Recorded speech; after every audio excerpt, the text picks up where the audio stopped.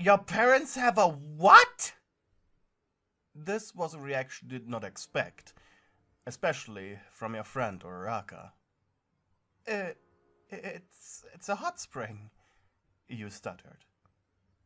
You were sitting in the cafeteria of the prestigious UA high school, and you casually let it slip that your parents owned an inn that had a hot spring attached to it. Please, begged the girl, please can we go there with you? You and the other girls were talking about how your home lives were going.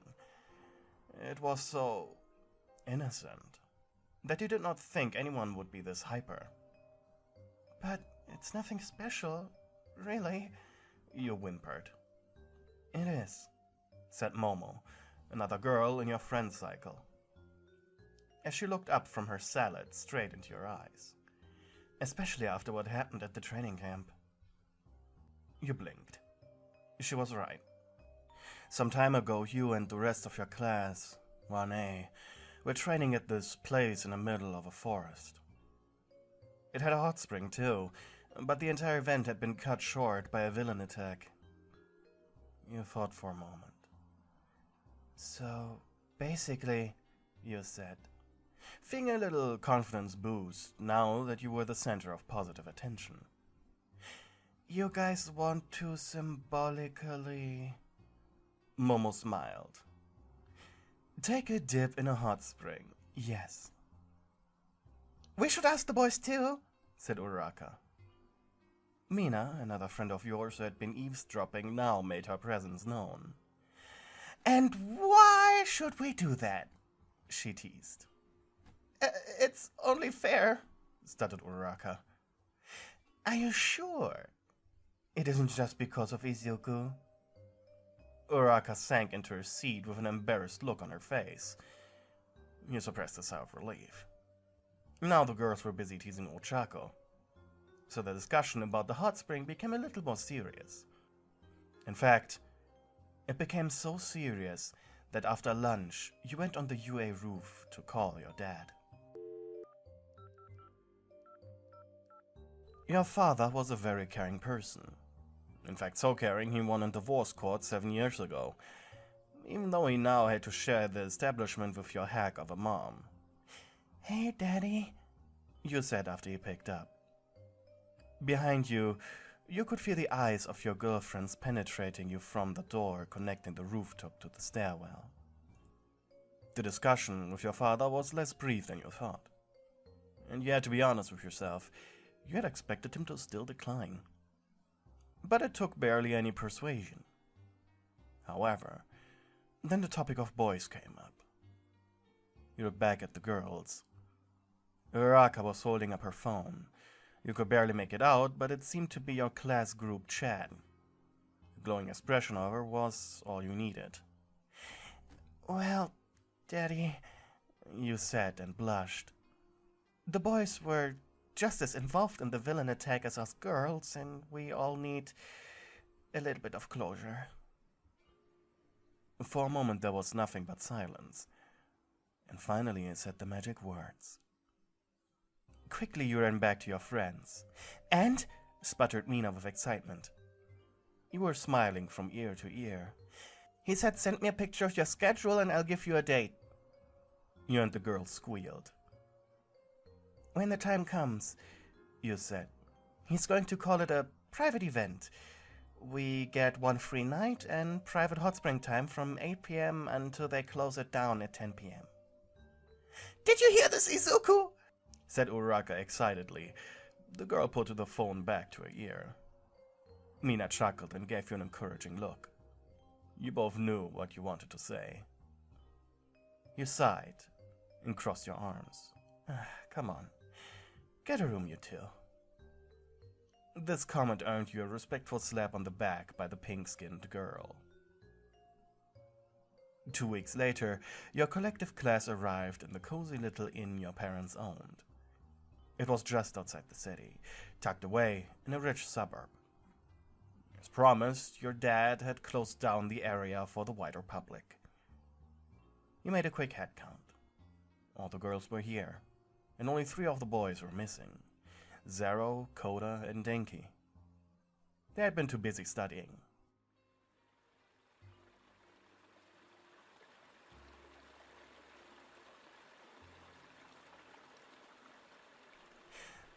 "Oh, God," groaned Mina upon dipping her toe into the hot spring water. "It's so good." Quickly she waded into the shallows, and the others followed suit, including you. After a long silence, you finally spoke up. "Hey, how did you guys get Aizawa to agree to this?" A girl named Sue that so far you had barely talked to raised her hand. She smiled from ear to ear. "Aizawa may look scary and does scary things, but he's a good person and knows how much the incident affected us, Ribbit." You sighed sadly. "I mean, we are still children, Ribbit. Even though some of us have egos bigger than most adults, Ribbit." You shrugged. She was making too much sense. "Come on, girls, lighten up," groaned Momo. "We have reclaimed a once-in-a-lifetime chance. All of us are here, and on friendly terms too." She smiled. "Let's talk about the boys, then." The conversation quickly devolved into light-hearted banter and gossip. Slowly, you had drifted towards the wall separating the girls from the boys. You were curious as to what they were talking about. Or if they were just quietly enjoying themselves. "Come on, Bakugou!" That was Minetta's voice. Instantly your neck hair stood up. It was weird being unclothed in shallow waters and hear this gremlin's voice. You almost considered returning to the others, but your curiosity was still bigger than your disgust for the creature. At least he had the decency to not climb the wall this time. "I told you, I'm not indulging your stupid questions," growled another voice, clearly Bakugou's. "If only fair." "He's right, you blockhead." That was Kirishima. What were they talking about? You narrowed your eyes as if that would magically make them talk louder. "I don't have a crush."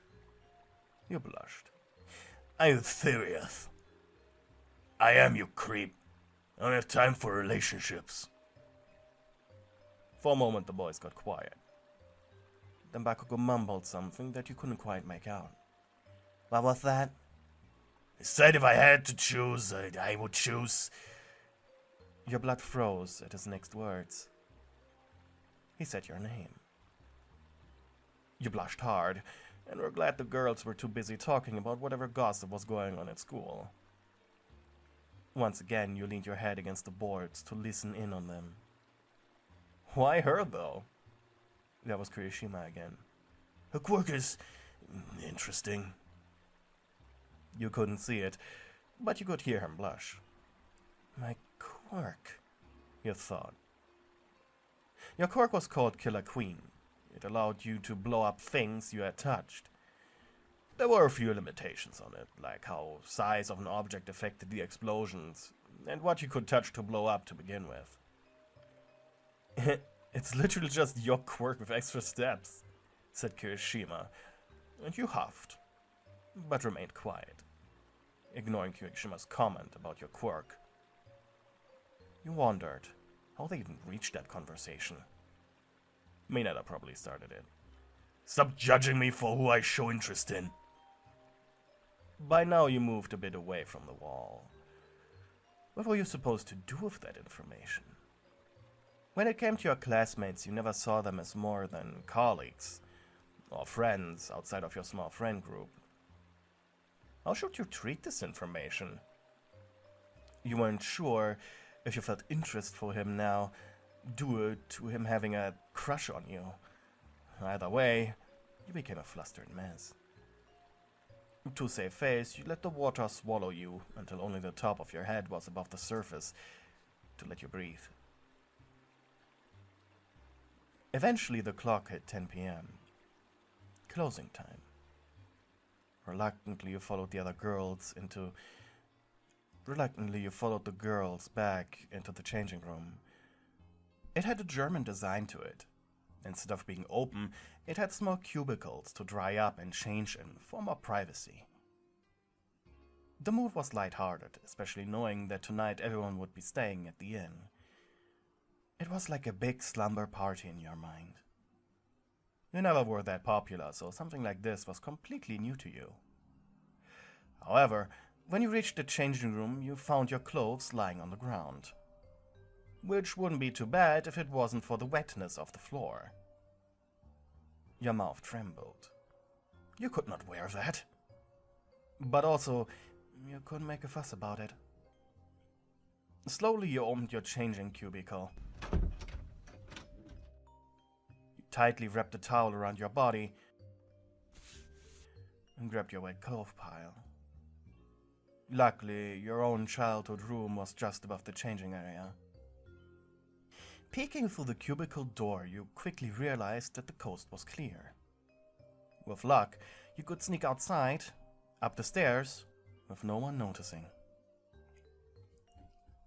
You took a deep breath. "Hey, we should do this again sometime," said Uraka, who was in the cubicle next to yours. "Yeah," you pressed through your teeth. "We should. Let's discuss this later in our room, okay?"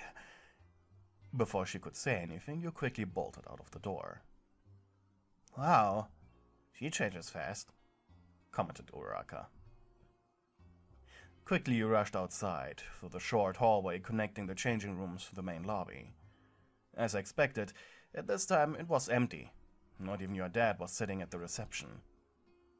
Through a door, you dashed into the stairs connecting the main lobby to the 2 floors of guest rooms. However, when you entered onto the 2nd floor, you quite literally crashed into someone. The initial impact was soft, but the force was strong enough to throw you onto the ground. Your chest hurt as you landed face first into the carpet. A thud behind you indicated whoever you tackled had been taken out as well. What the fuck? Groaned a familiar voice. And immediately your face flushed red. You rolled onto your back. Your wet clothes were scattered all over the ground. But that wasn't even the worst thing. Your towel had come loose, completely exposing you. Your entire body heated up, and you felt dizzy. You heard movement, and then saw a blond man on all fours as he tried to get up. Just like you, they were completely exposed as well. You blinked. Wait, that was Bakugou. Quickly you scattered on your knees, covering yourself with whatever piece of fabric you could find. Bakugou, on the other hand, just closed his eyes, mumbling angrily. He had only seen a small glance of your naked skin, and was considering his options of what to say. Coming to the conclusion that the truth was the only way he could keep some of his dignity. But he also needed to get out of this hallway. I saw nothing, you said. That was a lie. You had seen everything. Quickly you jolted past him into your childhood room. Searched your drawers, and at the very least put on some underwear. Then you stuck your head out from your room. Bakugou was standing next to the room your dad had reserved for the boys. He was banging loudly against the door. Biting your lip, you simply asked loud enough for him to hear, "What is happening right now?" This was just like one of those silly romance enemies. Covering his groin, he turned towards you, face just as red as the carpet. "The gremlin stole my clothes and is now hiding in the room." You blinked perplexed. He then looked away. "And I forgot to put on a towel." Of course, someone as emotional and hyperactive as him would make such a mistake. You pressed your lips tightly together, and then simply said, "Help me pick up my clothes." You pointed at the still scattered pieces of clothing. "And then I help you out." He just blinked. Aren't you like supposed to be cartoonishly scared of me or something? You tilted your head. Why? He huffed. I'm not going to explain standard girl behavior to you. However, he sighed and complied. Bakugou picked up your shirt and pants, while you took your wet underwear. He followed you inside your room. Just in time, as the door to the hallway swung open and the unmistakable voices from the other girls could be heard. Now inside your room, he sunk down on the floor, face buried in his hands. He could not believe something like this could even happen. Meanwhile, you tried to look anywhere in your room except for the spot where he was sitting. This is so fucking embarrassing. Was he crying? You didn't answer. His legs were squeezed together in an almost fatal position to reveal as little of his privates as possible. After a minute of awkward silence, you finally spoke up. I can get you some sweatpants from my dad. He looked up at your face. Are you serious? You shrugged, still looking at an indescribable spot on your wall. Yeah, please, do that, he said eventually. Putting on a long shirt that reached down to your knees, you left your room. Not 10 minutes later, you returned with one of your dad's sweatpants under your arm. You would not miss it, at least not for now. Not 10 minutes later, you returned with one of your dad's sweatpants under your arm. He would not miss it, at least not for now. Unceremoniously, you dropped it before the still sulking Bakugou. He gruffed a quick thanks and put it on. Then he sighed, finally able to relax. This was worse than the time I got kidnapped. You shrugged. I can imagine. You still found time to be a blushing and flustered mess, but at least now you could look at him without feeling a certain kind of way. I owe you one. I mean it. The two of you paused. What's with the others? He shrugged. I was the last one in the changing rooms because I dozed off in the hot spring. He fidgeted uncomfortably. And, well, when I came in, the other guys were already gone, but I caught a glimpse of Mineta leaving. Why did the others not open the door for you? 'Cause they're not in the room right now. You sighed. You had forgotten, but the basement had a bowling alley and a few arcade machines. The boys probably were there until they got tired. So, what now? You said helplessly. What do you mean? He gruffed. You tapped your fingers together. I mean, you're in a room, alone with a girl. He blinked in perplexion, and then it dawned on him. With a smug grin, he leaned forward, gingerly placing a hand under his chin. And what are you insinuating? No, he was the one teasing you. You fidgeted. Just, thinking of ways you could turn this unlucky circumstance into something good. He exhaled through his nose. What were you thinking? You tapped the place next to you. He got up, slowly approached, like a curious pet. In all honesty, he still wasn't sure exactly what to expect. He knew what he wanted to happen, but knew that it wasn't the right moment for that. At least, not just yet. He sat down next to you. I heard what you said about having a crush on me, you said quietly. He bit his tongue hard to avoid making an angry comment about that being a private conversation with the boys, and him lying, and other lies.